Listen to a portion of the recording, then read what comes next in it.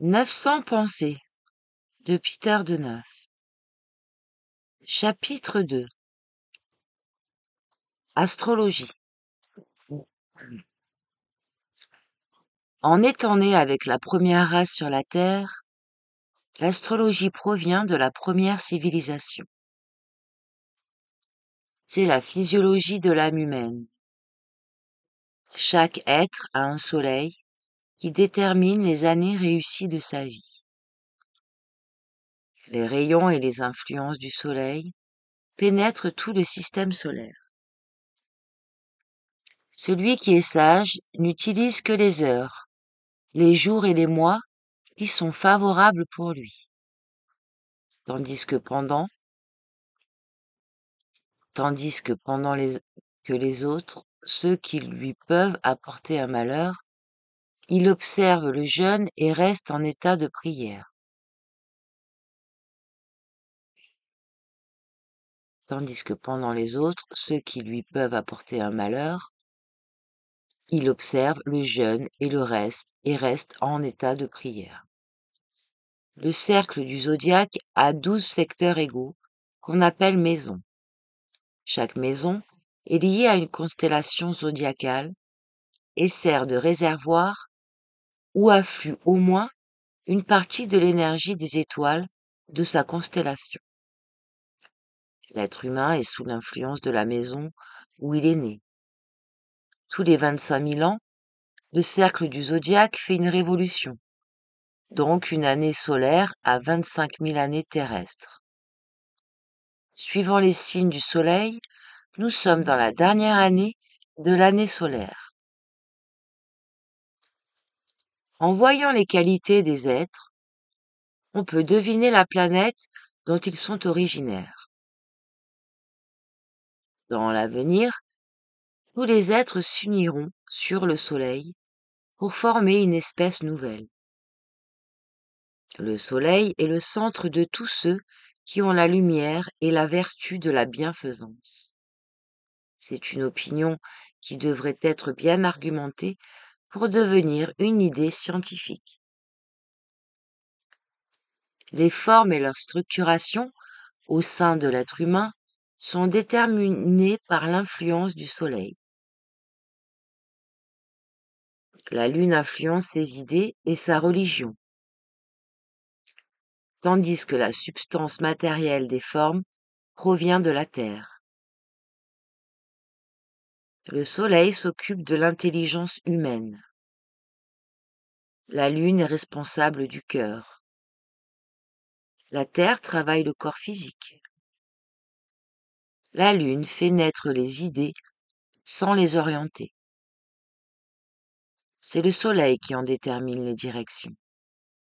La Terre semble à un percepteur parce qu'elle tient compte de tout ce qu'elle a donné à l'être humain et de tout ce qu'elle en devra obtenir. L'espace que notre Terre traverse est plein de restes des mondes détruits et des résidus formés depuis des millions d'années.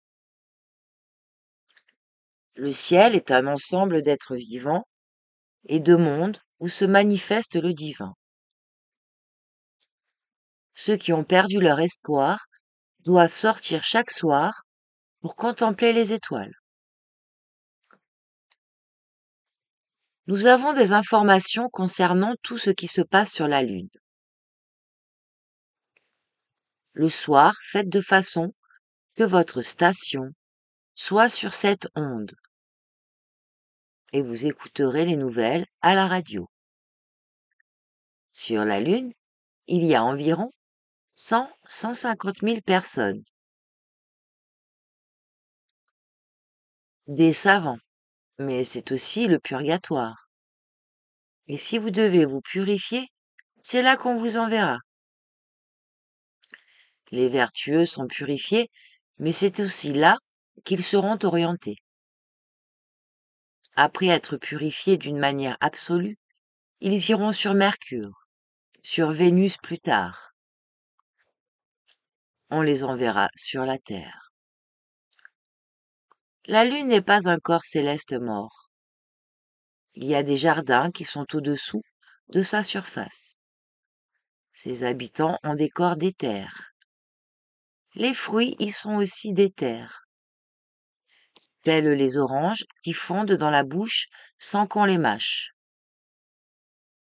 Si vous êtes mal à l'aise, vous devrez aider la lune pour guérir vite. Vous devrez aimer la lune pour guérir vite. Quand vous tombez malade, après la pleine lune, jusqu'au dernier quartier, cela signifie que vous vous rétablirez vite. L'argent est l'emblème de la lune, tout en ayant une action curative. Quelqu'un te fait une visite lors de la nouvelle lune et cela signifie qu'il t'apporte le bonheur. Dans le cas de la pleine lune, c'est le contraire. Tu n'auras pas de chance. Apparaîtront des ennuis et des complications. La lune absorbe les déchets terrestres. Elle absorbe 75% des crimes humains. Le reste est de 25% qui persiste sur Terre. Après la création de la deuxième lune, il n'y aura plus de criminalité. Les humains seront dépourvus de tout penchant criminel. Vous tous, vous devez vous intéresser à la lune, parce qu'elle a une influence sur les nerfs et sur l'intelligence humaine. Si les pensées, la respiration et la digestion des gens ne sont pas bonnes, ces fonctions ne sont pas bonnes dans la société non plus. Que la vie dans les familles, dans la communauté et au sein de tous les peuples soit meilleure, il faut tout d'abord que chaque individu devienne parfait. Son corps physique doit être en bonne santé. Ses pensées doivent être justes et nobles. Ses émotions et ses actes doivent être dignes et altruistes. L'influence de la Lune sur les événements dans la nature dépend de sa phase. Les influences sont diamétralement opposées dans la phase précédant la nouvelle Lune et dans celle précédant la pleine Lune. Si vous plantez des haricots, du maïs, des pastèques ou d'autres plantes, c'est mieux de faire cela lors de la phase précédant la pleine Lune.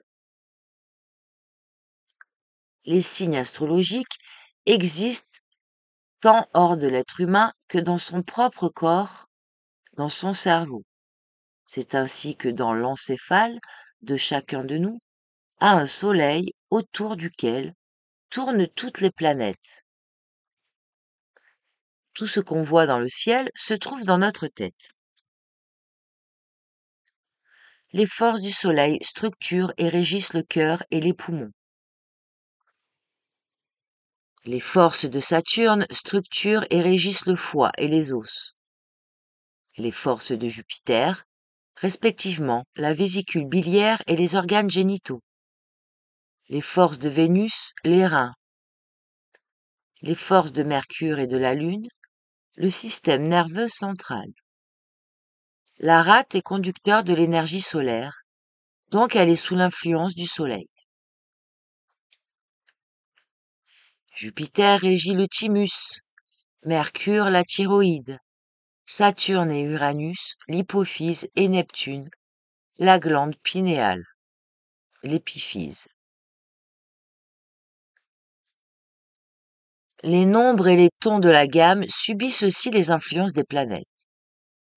Le Ut Do, le Soleil 1, Ré Mercure 2, Mi Vénus 3, Fa la Lune et la Terre 4, ce temps a une influence sur la Bulgarie. Sol Mars 5, La Jupiter 6 et 6, la Saturne 7. Bon, je vais la refaire parce que... Alors, Do, le Soleil.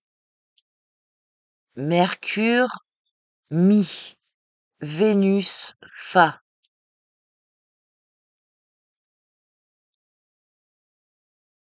Non, c'est pas encore ça. Alors, Do, le soleil. Ré, Mercure. Mi, Vénus. Fa, la lune et la terre. Ce ton a une influence sur la Bulgarie. Sol, Mars. La, Jupiter. Si, Saturne. Do, ré, mi, fa, sol, la, si, do. Les fruits subissent également les influences des corps célestes. La cerise est sous l'influence de Vénus, qui détermine sa forme.